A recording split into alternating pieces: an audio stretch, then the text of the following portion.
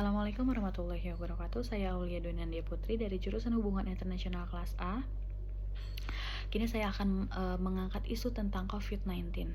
Hadirin yang terhormat, siapa yang tidak tahu COVID-19? Coronavirus disease adalah virus yang pertama kali ditemukan di Wuhan, Cina pada Desember 2019. Virus corona ini menyebabkan gangguan ringan pada pernafasan, infeksi paru-paru, bahkan kematian.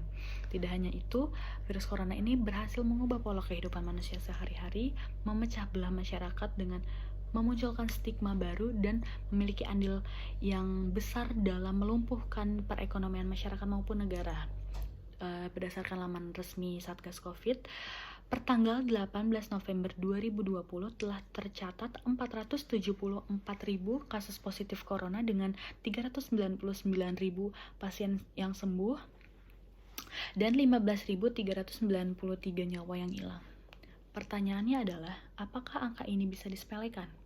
Angka ini adalah angka yang juga berhasil menahan kita semua dari kegiatan yang kita senangi, dari semua kegiatan yang biasanya kita lakukan sehari-hari dengan memaksa kita untuk berdiam diri di rumah. Tentu saja hal ini telah membawa ekonomi suatu negara, terutama Indonesia, dalam keterpurukan. Badan Pusat Statistik mencatat pertumbuhan ekonomi Indonesia pada kuartal 2 2020 ini sebesar minus 5,32%.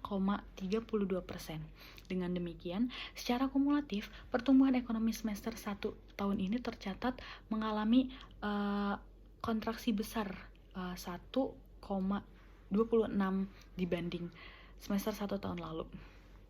Hal ini berarti adanya penurunan pada pertumbuhan ekonomi Indonesia. Lembaga Penelitian Ekonomi Manajemen Teguh Rifki bahkan memprediksi bahwa perekonomian yang minus juga masih akan terjadi di kuartal selanjutnya pada awal tahun 2021 karena pandemi ini belum berakhir. Tidak hanya itu, UMKM adalah salah satu sektor yang paling terpukul akibat wabah ini. Berdasarkan survei terhadap 202 UMKM, disebut bahwa sekitar 94% UMKM terdampak COVID-19. Hal ini sangat disayangkan karena UMKM adalah salah satu potensi yang dapat menjadi garda terdepan dalam mencapai pilar ekonomi SDGs. UMKM dapat menciptakan lapangan kerja, inovasi bisnis, dan adaptasi dan mitigasi dampak negatif ekonomi. Di Indonesia, pemerintahannya pun mencoba melakukan berbagai upaya untuk menekankan dampak virus corona terhadap industri. Beberapa stimulasi ekonomi diluncurkan, bahkan Presiden Joko Widodo meminta seluruh pihak untuk melakukan social distancing, termasuk work from home, dan beberapa kepala daerah juga memutuskan untuk meliburkan kegiatan belajar mengajar. Beberapa dampak negatif dari pandemi COVID terhadap perekonomian Indonesia ini, yang pertama dari industri yang terkena dampaknya. Industri garmen contohnya, yang memberlakukan sistem pengurangan kepadatan karyawan dengan cara memberlakukan 2 pekan bekerja, 2 pekan libur, guna mengurangi penyebaran virus corona. Tapi tentunya hal ini juga berdampak pada menurunnya produksi, sehingga perusahaan bisa mengalami kerugian dan berakhir PHK. Sektor pariwisata dan penerbangan juga sangat sepi penumpang karena adanya kebijakan social distancing, serta retail non-makanan yang sepi pengunjung. Kedua, tingkat sedang seperti industri perfilman yang mengurangi proses syuting, industri media dan pers yang terhambat mencari konten berita sekarang ini. Yang kedua, ada keuangan digital meningkat. Contohnya uang digital sekarang ini yang dipakai karena uang fisik akan sangat besar dampaknya untuk penyebaran COVID, karena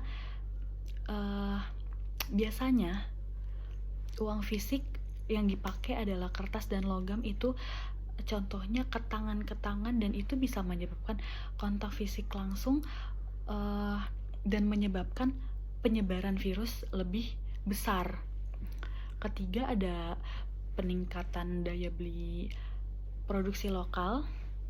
Dari dampak negatif yang timbul dari wabah ini ternyata ada sisi baiknya, yaitu meningkatnya daya beli barang lokal dikarenakan pemerintah sudah melarang adanya impor selama wabah ini berlangsung.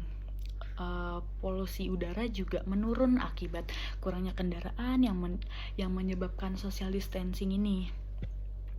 Dan ada lagi kebijakan pemerintah terkait pandemi COVID-19 ini. Social distancing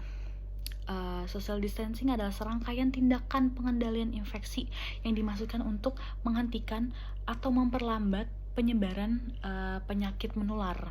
Tujuannya untuk mengurangi kemungkinan kontak antara orang terinfeksi dan orang lain yang tidak terinfeksi, sehingga dapat meminimalisir penularan penyakit, contohnya penutupan sekolah, tempat kerja, isolasi, karantina, penutupan atau pembatasan transportasi umum. Ada juga pajak penghasilan ditanggung pemerintah. Penghasilan teratur yang diterima pegawai berpenghasilan 200 juta rupiah setahun yang bekerja pada perusahaan yang terdampak pandemi virus corona mendapatkan fasilitas pajak dari pemerintah yang ditanggung oleh pemerintah. Dalam peraturan Kementerian Keuangan juga virus corona ini merupakan perusahaan yang terdapat pada undang-undang tentunya yang telah ditetapkan perusahaan itu sendiri dan pemerintah itu sendiri. Selanjutnya ada kelonggaran membayar kredit. Pemerintah memberi sejumlah intensif untuk kelompok mikro, kecil, menengah, UMKM tadi, diantaranya kelonggaran membayar kredit hingga 1 tahun. Presiden mengatakan intensif itu juga dengan penurunan bunga. Meski begitu, ketentuan itu hanya bisa dinikmati oleh UMKM dengan kredit di bawah 10 miliar. Selain UMKM juga ada ojek online, ada supir taksi. Kelonggaran pinjaman tersebut juga telah mendapatkan persetujuan dari Bank Indonesia dan OJK. Lalu ada subsidi listrik, merupakan kebijakan keringanan pembayaran listrik dari PLN di tengah pandemi virus corona ini. PLN sudah berhasil menyediakan listrik gratis dan diskon untuk 8,5 juta pelanggan prabayar atau yang menggunakan token. Dan ada belajar di rumah.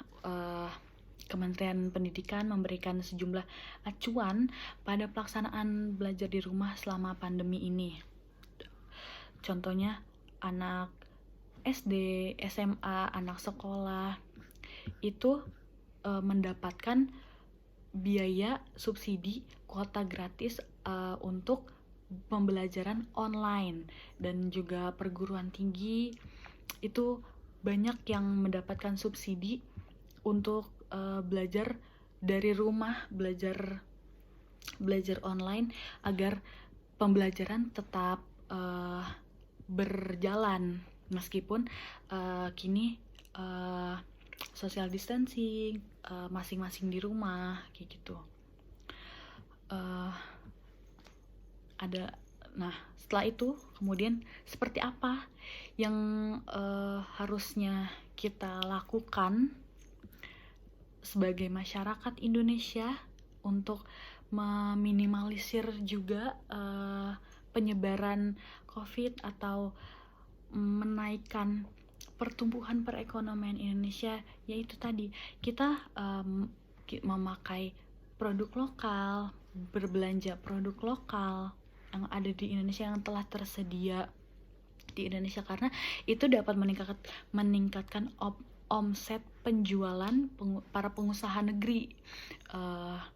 dan secara otomatis juga menambahkan pendapatan dan devisa negara. Dengan begitu kita dapat mengembalikan kestabilan perekonomian Indonesia dan kita ikut andil dalam meningkatkan perekonomian Indonesia. Demikian yang dapat saya sampaikan. Apabila ada banyak kesalahan tutur kata, saya mohon maaf atas perhatiannya. Terima kasih. Assalamualaikum warahmatullahi wabarakatuh.